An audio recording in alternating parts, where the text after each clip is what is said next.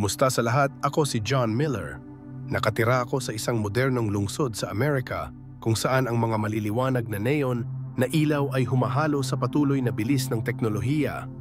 Tuwing umaga, kapag lumabas ako sa aking maliit na apartment sa gitna ng lungsod, nararamdaman ko ang hininga ng isang nagbabagong mundo kung saan binago ng artificial intelligence at mga digital application ang bawat aspeto ng buhay. Sa mga masikip na kalye, ang teknolohiya ay hindi lamang nagdudulot ng kaginhawahan, ngunit lumilikha din ng mga bagong karanasan, ngunit minsan din ay nalilimutan natin ang mga pangunahing halaga ng tao. Sa pagmamadali, natanto ko na hindi lahat ay malugod na tinatanggap ang pag-unlad. May mga taong kumapit pa rin sa tradisyon, pinapanatili ang apoy ng mga halaga ng tao, pag-ibig at espiritual na paniniwala.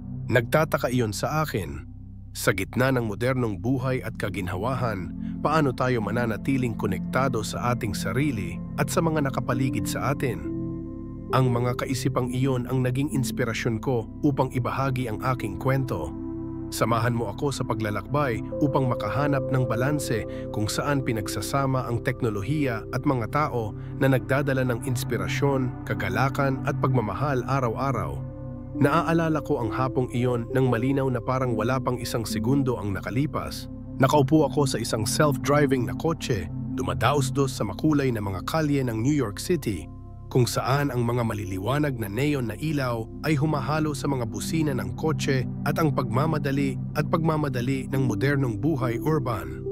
Para akong nawawala sa patuloy na daloy kung saan nagbabago ang lahat bawat minuto at bawat segundo.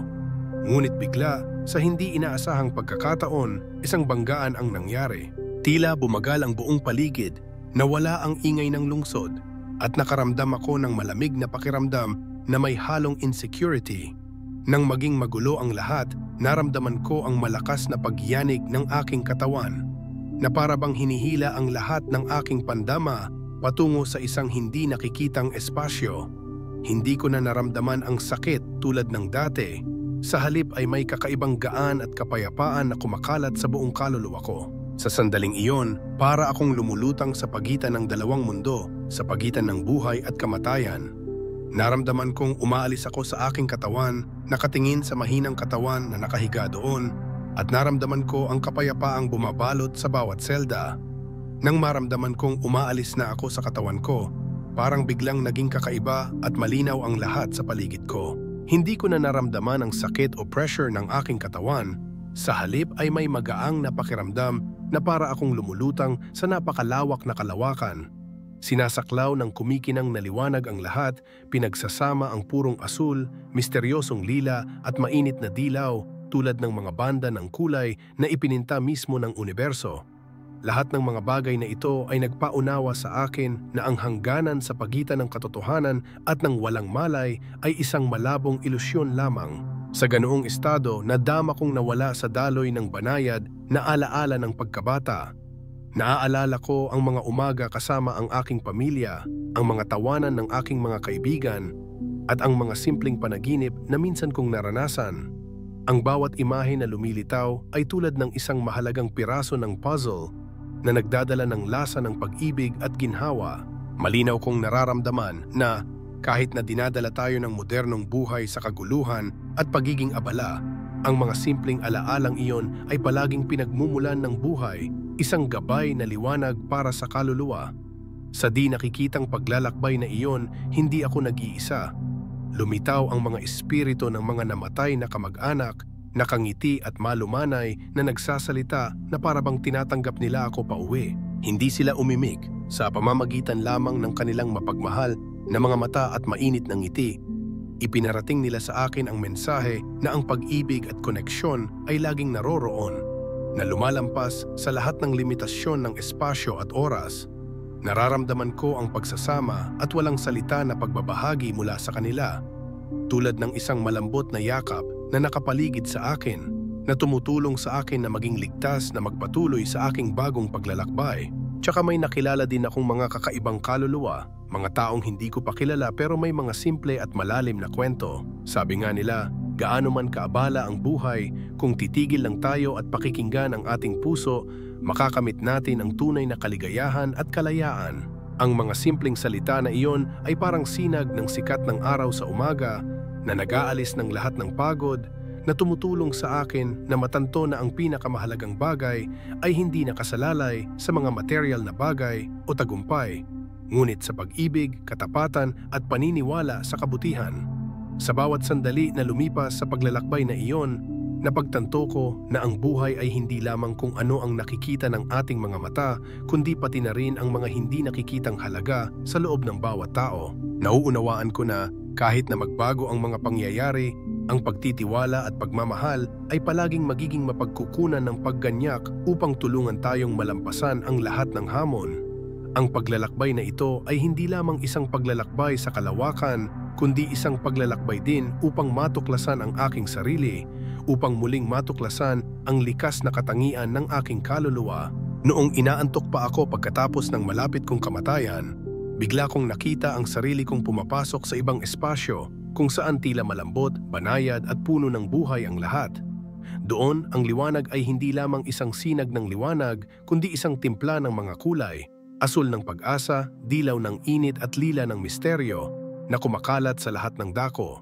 Sa sandaling iyon, napagtanto ko na ako ay nasa isang lugar na hindi kabilang sa pisikal na mundo na pamilyar sa atin, ngunit isang espasyo kung saan ang oras at espasyo ay pinaghalo, kung saan ang nakaraan, kasalukuyan at hinaharap ay tila magkakasamang nabubuhay. Sa gitna ng espasyong iyon, lumitaw ang isang imahe, kasing banayad ng malamig na simoy ng hangin, kasing init ng mga bisig ng mahal sa buhay, ngunit may kakaibang kagandahan, parehong sinaunang at moderno. Ang hitsura na iyon ay hindi katulad ng anumang imaheng narinig ko sa mga tradisyong relihiyoso o mitolohiya. Hindi ito ang imahe ng isang santo na pinalamutian ng mga komplikadong detalye, ngunit sa halip ay simple at nakakagulat na natural, tulad ng mga pangunahing halaga na palaging nilalayon ng mga tao. Naramdaman ko sa mga mata ng figurang iyon ang walang hangganang pag-unawa, malalim na pakikiramay at isang simple ngunit makapangyarihang mensahe. Sa sandaling iyon, ang figurang iyon ay tila nagsabi sa akin, "John, makinig ka sa iyong puso." Hindi na kailangan ng detalyadong mga salita, ang mensahe ay naihatid sa pamamagitan ng mga damdamin, sa pamamagitan ng mainit na pakiramdam na kumakalat sa aking kaluluwa. Nararamdaman ko na kahit na ang modernong buhay na may advanced na teknolohiya at mga natitirang amenity ay minsan ay naliligaw sa atin, sa loob ng bawat tao ay palaging may walang katapusang pinagmumulan ng liwanag. Ang liwanag ng pagmamahal, pakikiramay at pagkamalikhain. Ang figurang iyon na maaaring si Jesus lamang ay nagsimulang magbahagi sa akin ng simple ngunit makabuluhang mga kaisipan. Sinabi ng Person N, ang buhay ay hindi lamang tungkol sa mga numero, linya ng code o pag-unlad ng teknolohiya. Ang buhay ay tungkol sa mga damdamin, tungkol sa mga taos-pusong sandali at koneksyon sa pagitan ng mga tao.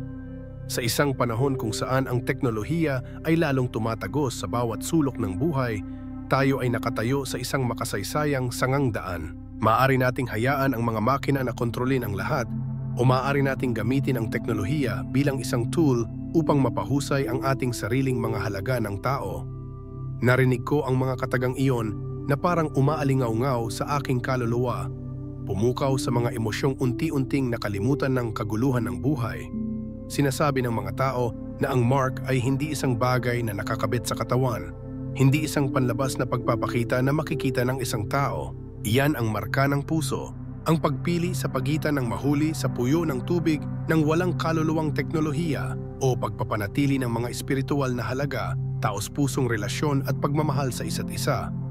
Malinaw kong naaalala ang kanyang tinig ay napakahina, tulad ng bulong ng simoy ng tagsibol, banayad ngunit puno ng kapangyarihan. Sinasabi nito sa akin ang tungkol sa isang hinaharap, kung saan ang mga tao ay kailangang magpasya para sa kanilang sarili, na kung tatanggapin lang natin ang lahat ng bagay ayon sa daloy ng teknolohiya nang hindi nagtatanong o nakikinig sa tawag ng ating mga puso, mawawala ang ating pagkakakilanlan, kalayaan at kalayaan sa loob.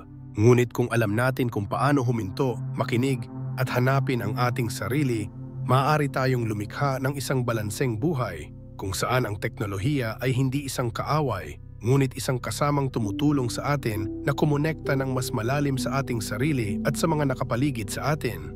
Sa pag-uusap na iyon, naramdaman ko ang init na nagmumula sa kanya na para bang ang bawat salita ay ipinadala mula sa puso ng buong universo. Sinasabi nito sa akin ang mga kwento ng mga taong nagtagumpay sa kahirapan, na naglakas loob na magsimula sa isang paglalakbay upang mahanap ang katotohanan at sa wakas ay nakatagpo ng kaaliwan sa kanilang sarili. Pakiramdam ko ay niyakap ako sa mga bisig ng isang matalik na kaibigan na laging handang makinig at ibahagi ang lahat ng mga alalahanin at pagnanasa ng tao. Aniya, tandaan, huwag kailanman mawawala ang kakayahang madama ang kagandahan ng buhay. Gaano man kalaki ang pagbabago sa labas ng mundo, maglaan ng oras upang balikan ang mga simple ngunit mahalagang sandali tulad ng ngiti ng isang mahal sa buhay, ang mapagmahal na mga mata ng isang kaibigan o ang mga oras na sinasabi mo sa iyong sarili na karapat-dapat ka sa magagandang bagay. Pakiramdam ko ang mga salitang iyon ay parang mga kislap ng liwanag sa kadiliman na nagbibigay sa akin ng pananampalataya at pag-asa na gaano man kahirap o hamon ang buhay, palagi nating mahahanap muli ang ating sarili. Binigyang diin din niya na ang bawat tao ay may natatanging imprint. Hindi isang bagay na maaaring matukoy ng labas ng mundo, ngunit isang bagay na nagmumula sa loob, mula sa mga pag-iisip, mula sa pinakatunay na emotion. Sabi nito, huwag hayaan ang sinuman o anumang bagay na makalimutan mo ang iyong sariling halaga. Maglakas loob na mangarap, mangahas na magmahal, at mangahas na mamuhay sa paraang nais ng iyong puso. Ang mga salitang iyon ay nagpalungkot sa akin dahil napagtanto nila na kahit na tayo ay nabubuhay sa isang magulong panahon, ang mga halaga ng tao ay umiiral pa rin, hindi nagbabago sa paglipas ng panahon. Kapag tumitingin ako sa kanyang mga mata, nakikita ko ang isang mahiwagang timpla ng nakaraan at kasalukuyan. Ito ay hindi lamang imahe ng isang mystical figure, kundi isang simbolo din ng koneksyon sa pagitan ng tradisyon at hinaharap sa pagitan ng luma at bago. Ang taong iyon ay tila nagdadala sa kanya ng mga aral ng mga nakaraang henerasyon, ngunit sa parehong oras ay malinaw na nauunawaan ang mga pagbabago na dala ng panahon. Ito ay nagpapaalala sa akin na upang sumulong, hindi natin dapat kalimutan ang ating mga pinagmulan. Hindi tayo dapat lumayo sa mga halagang nahuwad sa paglipas ng panahon. Sa sandaling iyon, nadama ko ang kapangyarihan na parang ang mga fragment ng nakaraan ng magagandang alaala ay pinaghalo sa kasalukuyan at hinaharap na lumikha ng isang makinang nalarawan ng buhay. Pakiramdam ko, bagamat ang mundo ay naiipit sa isang ipo-ipo ng teknolohiya, kung marunong tayong huminto, makinig at magmahal, ang buhay na ito ay palaging puno ng mga himala, simple ngunit lubhang mahahalagang bagay. Palagi akong nangangarap ng isang kinabukasan kung saan ang mga tao ay hindi lamang nakatira, ngunit nararamdaman at ibinabahagi ang malalim na pagmamahal sa isa't isa. Sa panaginip na iyon, ang modernong teknolohiya ay hindi na isang kakaiba, malamig na bagay, ngunit nagiging isang kasama na nag-aambag sa pagdadala ng kaligayahan at espiritual na kalayaan sa bawat isa sa atin. Naiisip ko ang isang mundo kung saan ang mga AI system ay hindi ginagamit upang kontrolin o ipataw, ngunit binuo upang suportahan kami sa pinakamakatao na paraan. Sa hinaharap, ang bawat individual ay maaring malayang pumili at mapaunlad ang kanilang sarili, marunong makinig at pahalagahan ang mga tunay na halaga ng buhay. Sa aking panaginip, nakikita ko ang aking sarili na naninirahan sa isang nagising na komunidad kung saan ang mga tao ay natututo ng sama-sama, nagbabahagi ng mga karanasan at sama-samang lumikha ng magagandang halaga para sa lipunan. Malinaw kong natatandaan ang mga umaga nang ang sikat ng araw sa umaga ay nasala sa mga bintana ng maliliit na bahay at umalingaw-ngaw ang mataong tawanan sa buong kapitbahayan. Ang lahat ay konektado sa pamamagitan ng isang matalinong network, ngunit sa halip na kontrolin ng malamig na mga algorithm, mayroon kaming pagkakataon na makipagpalitan, makinig at maunawaan ang isa't isa tulad ng dati. Ang teknolohiya sa panaginip na iyon ay ginagamit upang ikonekta ang mga puso ng tao, upang ipalaganap ang pananampalataya, pag-ibig at ang pagnanais na mabuhay ng maayos. Naaalala ko na nakaupo ako sa isang maaliwalas na coffee shop kung saan ang mga computer at smartphone ay isinama sa mga application upang matulungan ang mga tao na mahanap ang kanilang sarili. Ang mga application na ito ay hindi lamang entertainment o work tool, ngunit sila rin ay mga kasama na nagpapaalala sa akin ng mga halaga tulad ng kabaitan, katapatan at pagkamalikhain. Nasaksihan ko ang maraming tao, minsang nawala sa abalang buhay, unti-unting natutuklasan muli ang saya at kahulugan kapag nakikilahok sa mga grupong nagbabahagi ng mga karanasan at nagpapalitan ng mga emosyon sa natural at mainit na paraan. Ang kanilang mga kwento, gaano man kasimple, ay nagpaparamdam sa akin na lahat ay maaaring mag-ambag sa paglikha ng isang makatao at malayang lipunan. Gayunpaman, sa panaginip na iyon, hindi ko rin nakalimutang isipin ang isang magkasalungat na senaryo. Naiisip ko ang isang mundo kung saan unti-unting nawawala ang personal na pagkakakilanlan ng mga tao minarkahan ng isang mahigpit na digital system. Doon, lahat ng komunikasyon ay nagiging mekanikal at walang emosyon, na para bang tayo ay mga numero lamang, walang kaluluwang mga code. Sa lipunang iyon, inaabuso ang teknolohiya upang kontrolin ang bawat pag-iisip at bawat pagkilos ng mga tao, na nagiging sanhi ng unti-unting pagkawala ng kakayahang gumawa ng sarili nating mga desisyon at pagmamahal. Ang mga espiritual na halaga at pakikiramay ay nawala, napalitan ng pagpapataw, kompetisyon at magkahalong damdamin ng kalungkutan sa mga taong naninirahan sa isang napakalamig na sistema.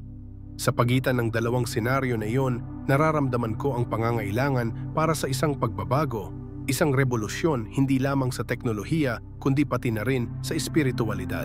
Naniniwala ako na kung alam ng bawat isa sa atin kung paano huminto at makinig sa tawag ng ating mga puso, ang hinaharap ay hindi lamang magiging maliwanag na mga lungsod na may mga LED na ilaw o makintab na sementadong mga kalsada, kundi isang matingkad na larawan ng koneksyon at pagmamahalan. Sa panaginip na iyon, ang mga tao ay hindi lamang nabubuhay ng magkatabi, ngunit sinasamahan din ang bawat isa sa landas tungo sa paghahanap ng panloob na kalayaan at tunay na kaligayahan. Naisip ko ang mga panlabas na pagpupulong kung saan nagtitipon ang mga tao sa mga berdeng parke, magkakasamang nakaupo sa ilalim ng malilim na puno at nagbabahagi ng kanilang sariling mga kwento. Ang espasyong iyon ay napuno ng tawanan, matalik na pag-uusap at mainit na yakap. Ang mga matalinong teknolohiya tulad ng mga networking app ay ginagamit upang tulungan ang mga tao na makahanap ng mga katulad na kaibigan na handang makinig at magbahagi. Naalala ko minsan, sa isang maliit na komperensya na itinatag ng isang grupo ng mga kabataan, ibinahagi namin ang aming mga pangarap, kalungkutan at pag-asa para sa isang magandang kinabukasan. Ito ay hindi lamang isang ordinaryong palitan, ngunit isang sandali kung saan ang bawat tao ay nakadama ng pagtanggap at pagmamahal. Sa panaginip na iyon, ang teknolohiya ay nagiging isang kapaki-pakinabang na tool upang ikonekta ang mga tao, ngunit hindi nawawala ang halaga ng panloob na kalayaan. Sa halip, tinutulungan tayo nitong matuklasan ang mga hindi pa nagagamit na kakayahan, mga nakatagong sulok ng ating kaluluwa na makikita lamang kapag naglakas loob tayong harapin ang mga ito. Naniniwala ako na kung marunong tayong gumamit ng teknolohiya ng matalino, makakabuo tayo ng isang lipunan kung saan ang bawat individual ay maaring umunlad ng buo, kapwa pisikal at mental. Isang lipunan kung saan hinihikayat ang lahat na ituloy ang kanilang mga hilig, tinuruan na maging malikhain at may kakayahang gumawa ng sarili nilang mga desisyon nang hindi pinipigilan ng anumang sistema. Ang imahe ng hinaharap na pinapangarap ko ay isang paalala rin na gaano man kalaki ang pagbabagong mangyari, ang mga halaga ng tao ay palaging hindi mapapalitan. Habang umuunlad ang teknolohiya, higit na kailangan nating protektahan at itaguyod ang mga pagpapahalaga ng tao tulad ng pangangalaga, pakikiramay at kakayahang magmahal ng walang pasubali. Naniniwala ako na kung mapapanatili ng lahat ang pananampalataya sa kanilang sarili at sa mabubuting bagay, ang hinaharap ay magbubukas ng mga bagong pintuan kung saan ang kalayaan ay hindi lamang abstract na konsepto kundi isang buhay na katotohanan araw-araw. Sa hinaharap, inaasahan kong masaksihan ang mga positibong pagbabago mula sa komunidad. Maliliit ngunit makabuluhang paggalaw na kumakalat sa mga lungsod mula sa maliliit na nayon hanggang sa malalaking lungsod. Nakikita ko ang aking sarili na nakikilahok sa mga proyekto ng komunidad kung saan ang lahat ay nag-aambag ng kanilang makakaya sa pagbuo ng isang maayos na kinabukasan, kung saan ang teknolohiya ay hindi na isang hadlang ngunit nagiging isang tulay sa pagitan ng mga tao. Matututo tayong gumamit ng mga matalinong application para pamahalaan ang ating oras, pangalagaan ang ating kalusugan, at kahit na makahanap ng kapayapaan ng isip. Naniniwala ako na kung alam natin kung paano pagsamahin ang digital intelligence at compassion, lilikha tayo ng isang buhay na kapaligiran na hindi lamang moderno sa material, kundi mayaman din sa espiritual at emosyonal. Naalala ko ang isang kwento mula sa isang kaibigan na dumaan sa mahihirap na panahon at nakahanap ng liwanag sa kanyang sarili. Aniya, sa kabila ng pressure sa trabaho, pamilya at lipunan, sa tuwing tumatagal siya para kumalma at makinig sa kanyang kaluluwa, tila nawawala ang kanyang mga alalahanin. Nakakita siya ng kagalakan sa mga simpleng bagay tulad ng isang hapon kasama ang mga kaibigan, isang sandali na nanonood ng paglubog ng araw o simpleng isang magandang libro. Ang kanyang kwento ay nagbigay inspirasyon sa akin, na nagpaunawa sa akin na ang hinaharap ay hindi malayo ngunit nasa abot ng bawat isa sa atin, basta't buksan natin ang ating puso at pakinggan ang ating sarili. Kapag naiisip ko ang imaheng iyon sa hinaharap, nakikita ko ang aking sarili at ang buong komunidad na nabubuhay sa isang kahanga-hangang timpla ng teknolohiya at espiritualidad. Balang araw, hindi na tayo mag-aalala tungkol sa mga hadlang, paghihiwalay o panggigipit sa lipunan. Ngunit sa halip, ang bawat tao ay malayang makapagpahayag ng mga damdamin, magbahagi ng mga hilig at magkasamang lumikha ng isang makulay na larawan ng buhay. Sana sa bawat kwento, bawat karanasan, bawat ngiti at yakap, unti-unti nating mapagtanto na ang halaga ng tao ay hindi nasusukat ng anumang teknolohiya. Ang halagang iyon ay nakasalalay sa pagmamahal, sa pagbabahagi at sa kakayahang madama ang kagandahan ng buhay. Sa gitna ng ingay ng modernong mundo, naniniwala ako na ang bawat isa sa atin ay makakahanap ng sandali ng kapayapaan, isang tahimik na sandali upang pagnilayan kung ano ang tunay na mahalaga. Ito ay maaaring kapag huminto ka sa gitna ng nakababahalang oras ng trabaho o simpleng kapag nakaupo ka sa iyong mga mahal sa buhay, nagbabahagi ng mga simpleng bagay ngunit puno ng pagmamahal. Umaasa ako na gaano man karaming hamon ang ating kinakaharap, pananampalataya at pagnanais na mamuhay ng kasiyasya, ang tapat na buhay ay laging gagabay sa atin. At para sa akin, ang imaheng iyon sa hinaharap ay hindi lamang isang panaginip, kundi isang paanyaya, isang paalala na ang buhay ay laging may mga himalang naghihintay kung maglakas loob tayong buksan ang ating mga puso at tanggapin ito. Palagi kong nararamdaman ang salungatan na gumagapang sa buong modernong lipunan. Araw-araw, kapag lumalabas ako, malinaw kong nakikita ang pagkakaiba sa pagitan ng mga yumakap sa teknolohiya at sa mga nagpapanatili pa rin ng tradisyonal at makataong mga pagpapahalaga. Sa matalik na pag-uusap, naririnig ko ang mga alalahanin at reklamo ng mga kaibigan at kamag-anak tungkol sa katotohanan na ang teknolohiya ay unti-unting pinapalitan ang pagiging malapit sa pagitan ng mga tao. Nagtataka ako at nagtataka. Isinusuko ba natin ang mga tunay na halaga ng buhay? Sa labas, ang mga debate ay mabangis at ang mga pagpupulong ay nagiging tensyonado kapag ang mga tao ay kumakapit sa kanilang sariling mga opinyon at hindi na nakikinig sa puso ng bawat isa. Nasaksihan ko ang pagkasira ng mga relasyon, unti-unting nawawala ang mga ngiti sa gitna ng abalang buhay. Nakakasakit talaga ng puso niyan. Sa aking puso ang panloob na labanan ay hindi gaanong mabangis. Pakiramdam ko ay napunit sa pagitan ng aking paniniwala sa pag-unlad at ang aking pagnanais na mamuhay ng buo sa mga halaga ng tao. Sa tuwing nahaharap ako sa panggigipit, sinasabi ko sa aking sarili na bagaman ang teknolohiya ay maaaring magdala ng kaginhawahan, walang makakapagpapalit sa katapatan, pagmamahal at koneksyon sa pagitan ng mga tao. Naalala ko ang mga panahong nakaupo ako kasama ang aking pamilya, nagsasalo-salo sa sarili naming mga kwento, ang mga simpleng sandali ngunit puno ng emosyon.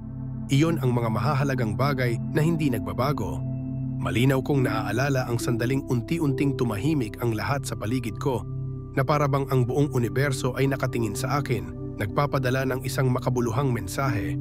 Pagkatapos ng malapit kamatayang karanasang iyon, malinaw kong nadama na ang buhay ay hindi lamang tungkol sa mga bilang at pag-unlad ng teknolohiya na abala tayong hinahabol araw-araw. Sa sandaling iyon, napagtanto ko na sa loob ng bawat isa sa atin ay palaging mayroong espiritual na kapangyarihan. isang walang katapusang pinagmumulan ng pagmamahal, pagkamalikhain at kabaitan. At mula noon, alam kong kailangan kong gumawa ng isang bagay upang maibahagi ang mensaheng iyon sa lahat. Nang bumalik ako sa pisikal na mundo, wala na ako sa sarili ko.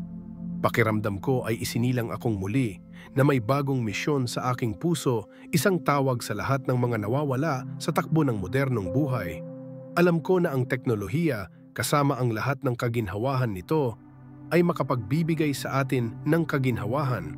Ngunit kasabay nito ay madali tayong makalimutan ang ating mga pangunahing halaga ng tao. Nais kong mapagtanto ng bawat isa sa atin na kahit na ang labas ng mundo ay iginuhit tayo sa isang spiral ng automation, sa loob ng bawat isa sa atin ay palaging may kakayahang lumikha, magmahal at magkaroon ng panloob na kalayaan. Sinimulan kong ibahagi ang aking kwento sa pamamagitan ng maliliit na pagpupulong, workshop at informal na pag-uusap sa mga online platform. Sinasabi ko sa lahat ang tungkol sa mga sandaling naramdaman ko, ang pagkakaroon ng mabubuting kaluluwa, mga kaibigang kaluluwa na sinamahan ako sa mga mahihirap na sandali. Pinag-uusapan ko ang pakiramdam na niyakap ako sa mga bisig ng pamilya, mga kaibigan, at kahit na mga estranghero na nagkaroon ako ng pagkakataong makilala, na tumulong sa akin na matanto na ang halaga ng tao ay hindi lamang nakasalalay sa mga material na tagumpay, kundi pati na rin sa katapatan, sa kakayahang madama at ibahagi ang pagmamahal. Hinihimok ko ang lahat na huminto at makinig sa tawag ng kanilang mga puso. Ibinahagi ko na bawat isa sa atin ay maaaring gumawa ng mga positibong pagbabago, kahit na ito ay maliliit na aksyon lamang sa ating pang-araw-araw na buhay. Halimbawa, kapag naglaan ka ng oras upang makipag-usap ng tapat sa isang kaibigan, kapag handa kang makinig sa kwento ng isang mahal sa buhay o kahit na magbahagi lamang ng isang ngiti, iyon ay mga palatandaan na namumuhay ka ng tapat sa iyong pagkatao. Matutulungan tayo ng teknolohiya na kumonekta, ngunit kapag alam natin kung paano ito gamitin sa pagpapalaganap ng pagmamahal at pakikiramay, maaari itong tunay na lumikha ng mga himala. Napagtanto ko na ang aking misyon ay hindi lamang sabihin ang aking personal na kwento, ngunit maging isang tulay sa pagitan ng modernong digital na mundo at tradisyonal na espiritual na mga halaga. Gusto kong bumuo ng isang nagising na komunidad, isang lugar kung saan ang mga tao ay maaaring matuto ng sama-sama, magbahagi at suportahan ang isa't isa sa paglalakbay ng paghahanap ng balanse sa pagitan ng teknolohiya at mga tao. Naniniwala ako na kapag alam ng bawat isa sa atin kung paano maglaan ng oras upang pahalagahan ang mga tunay na halaga, unti-unting magbabago ang lipunan sa mas positibong direksyon, kung saan ang panloob na kalayaan at pakikiramay ay binibigyan ng pangunahing prioridad.